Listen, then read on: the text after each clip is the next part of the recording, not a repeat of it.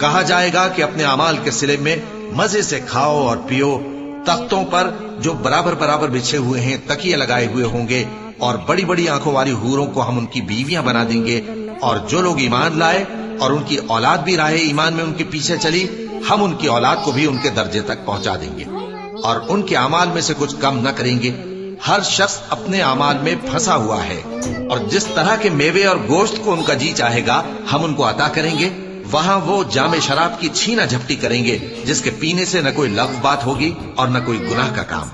اور نوجوان خدمتگار جو ایسے ہوں گے جیسے چھپائے ہوئے موتی جو ان کے آس پاس پھریں گے، اور ایک دوسرے کی طرف رخ کر کے آپس میں گفتگو کریں گے، کہیں گے کہ اس سے پہلے ہم اپنے گھر میں اللہ سے ڈرتے رہتے تھے تو اللہ نے ہم پر احسان فرمایا اور دوزخ کی گرم ہوا کے عذاب سے ہمیں بچا لیا۔ اس سے پہلے ہم اسے پکارا کرتے تھے، بے شک وہ احسان کرنے والا ہے، مہربان ہے۔ تو اے